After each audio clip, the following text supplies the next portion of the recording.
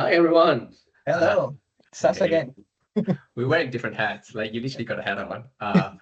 MJ. So quick intro. My name's David. Got MJ here with me. We've been collaborating on another channel called Fabric Developers, where that's where our professional kind of work relates to. But we are both parents. Each of us has got like two boys as well. So and there has been so much different technology that's coming out on a weekly, monthly basis, and it's really hard to keep track of. And one of the big questions that we have as dads, parents, is how do we then prepare our kids for the Yeah, future? how do we Like navigate them for this, right?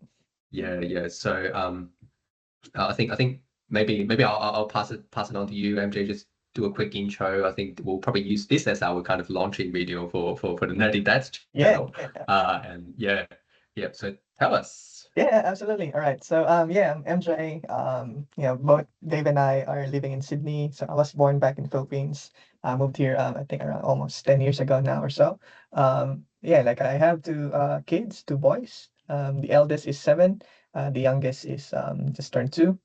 And yeah, like it's fun times with the boys. Like it makes the whole house messy with all the hangers and all the toys lying around at the moment. And talking about tech, obviously I grew up with tech as well, playing video games, in front of the PC, coding HTML, JavaScript way back then, right before it was really a professional thing for me.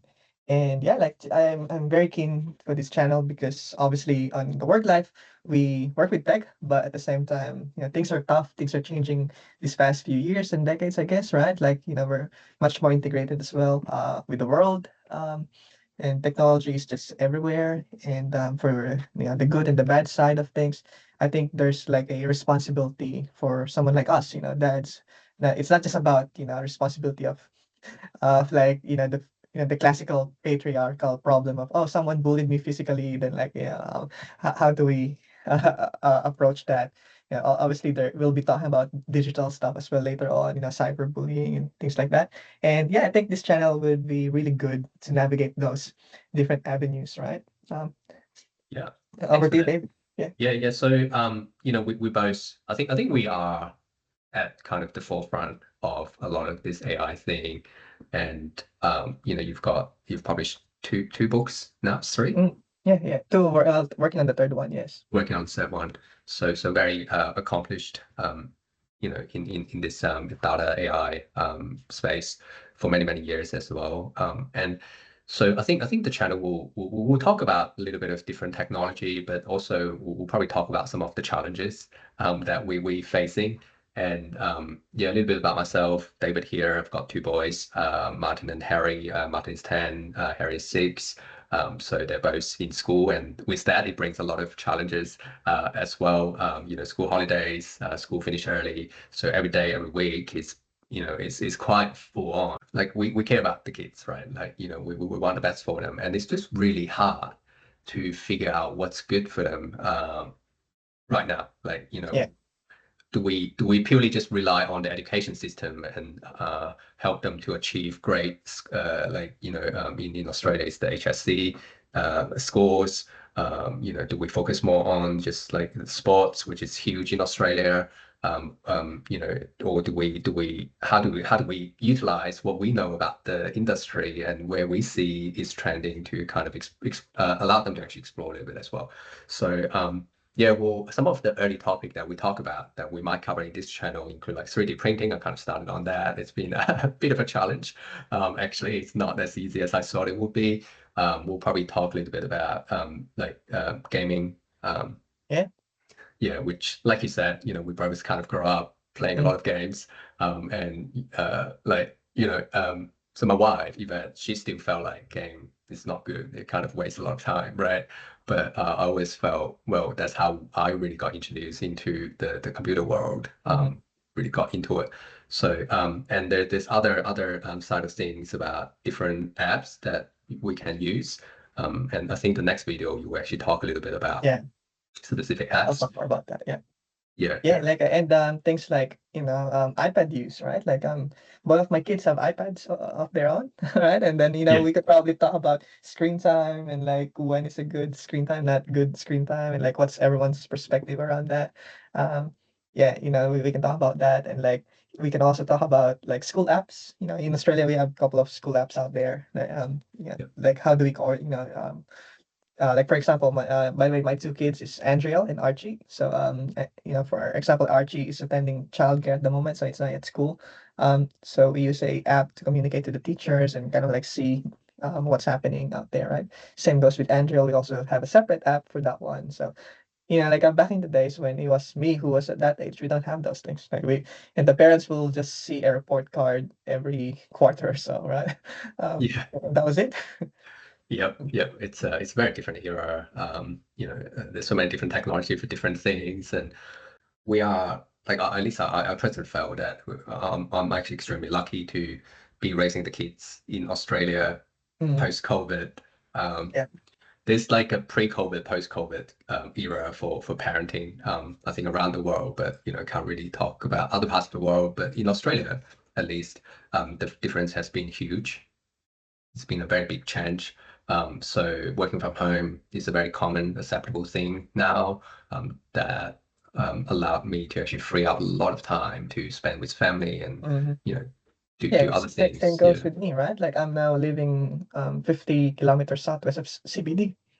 Like if I'm still, working as a, IT professional, for most of the cases before COVID, I might probably have to be nearer. You know what I mean? Yeah. Yeah.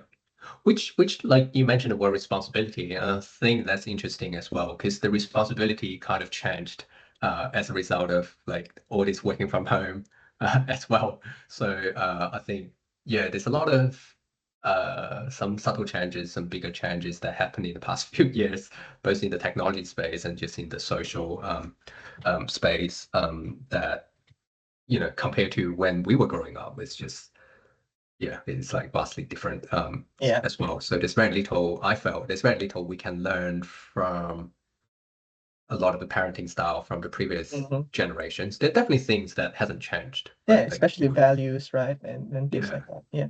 yeah. Probably, what's your take, Dave? In 3, 5 years time, where do you think this channel is going? Right? Like, what do you foresee, in half a decade with this one? Oh, yeah, that is definitely a long time. And we're talking about this just before, and I kind of felt that uh, like there's a lot of parents that are struggling like we're struggling as Mm, well and hopefully this channel will be part of that community that we start a dialogue. We don't script our yeah, yeah, we don't speak. conversations, right? Like, so we'll come in, have a chat on a certain topic, and um, the idea is to in certain areas we'll start talking about it. Hopefully, that will give you as like our audience something to think about and maybe ask more questions back to us or to your family, to your friends. And over time, we will try to accumulate like more different areas of knowledge. And hopefully by the end of it, we'll be able to actually work on another book kind of thing. So based on all the knowledge that we kind of accumulated, and then as a way to fill a gap and help other parents to Yeah, absolutely. kind of get Yeah, some so direction. Yeah. yeah, exactly. So this channel is for parents like us. It's not for our kids. I mean, really, it's more for the parents, right? And it's really for us. But yeah, the target or the reason why we're doing this is to help ourselves, and whatever we learn along the way, we'll also share that to other parents like us. Yeah, so yeah, that's exactly right. And also I think MJ, do you want to talk a little bit about the special learning needs Oh for yes, yes. Absolutely. So yeah, my eldest, Andrew. So he is in the spectrum. So he's autistic, DSM level 3, and he has a speech delay as well. So that means that his speech at the moment is very limited. Like he can only say certain first syllable of words. But like language and speech is different from communication. Like he can communicate what he's feeling, what he wants, and things like that, right? He's also very receptive, probably the most obedient kid I've ever seen in my life, ever. Yeah, like he listens to us all the time. And yeah, as part of that, right, like, because he's in the spectrum, he goes with different special needs as well. So he goes to speech therapy, occupation therapy, and then he goes to a special school as well, which I'm very, very fortunate that, he's alive at this. very, era. Like, I'm just very thankful that for Andrea, he's at the right time, right place, right in Australia. Like Yeah, I would just imagine, people like him growing way back during the 80s, 70s, like this would have been real tough for them, right? yeah, Yeah, so 100%. I'll share more of that journey as well. Yeah. Yeah, no, that definitely. Yeah, what I really like about um the way that you raised Andrew, and then we talked about it previously, is you didn't really follow any kind of textbook approach, and Oh you yeah. didn't really set a hard limit about what he can do, he cannot do. There's a lot of things you try to get a feel yourself and try to figure things out, right? Yeah, So yeah, that's very absolutely. inspiring. Yeah, Yeah, and I think because we had a very, very early diagnosis, right? That really helps a lot, right? We knew that we didn't know the actual terms back then, right? But we knew he's not part of the he's not part of the um what's the term? The neurotypicals like most people, right? So that's why even at an early age of like 1 year or around that time, you would see the need to, as a parent, that you need to like figure things out, right? You're looking at textbook material that someone says, oh, by age this, the kid should be able to do this, and then by this, like you should be able to say that. Like, I think the trigger back then was like at 8 months, you should be able to say ABC or something like that. I can't remember now, right? But yeah, that just kind of like showed us that okay, we need to work on it, and that on its own is a journey that, like, it's, me and my wife Maria, we kind of like went on to this journey knowing that our lives would be different in a way that we can't just follow what everyone's saying. We need to work on it that's kind of like specific for us. And if you look at it in a technology perspective, right, like, as much as we ever why not just use the same software, meaning just use Excel for everything, right? We can't, because we have a different need. So that's why we have to go, with a more boutique or niche software out there. So hence, that's kind of like our configuration with the lifestyle at the moment, right? So yeah. yeah. Thanks for sharing that. I do to a certain degree feel that if I expanded a little bit, every kid is different as well. And one of the things about the education system is about treating everyone the same, Mm, to a certain degree, right? Because there's one teacher against like 30, 40 kids. There's many new things about what he or she can do, even with the best intentions. And so the role of parenting is changing. It's very rewarding. Once I kind of felt that when I get into the like being very involved with so many different things, it does create a lot of arguments and other challenges. But it's also quite rewarding to see when I do something and the way that the kid actually respond to it. Yeah, yeah, yeah, absolutely, right. So I'll give you another real world example, right? Like for Andrea, like, everyone's saying it's gonna be hard for him to be toilet trained, but we were able to do it. Like, he's toilet trained, he goes to toilet on his own, he knows how to do it. That's why, yeah, like, yeah, I get it, right? Like there's that level of, everyone needs to fit in this bucket, but at the same time, everyone shouldn't be in that bucket in the first place, right? Every kids are a bit different, one way or the other. And yeah, I think, yeah, the education for me is really good, and it's just that, again, you need to find the right balance for everything, right? Again, I'm very happy, fortunate that Andrea is going through a special school wherein like the ratio is really good. So there's one educator and one assistant, and there are only 6 kids. So 6 kids, right? And two adults looking after them.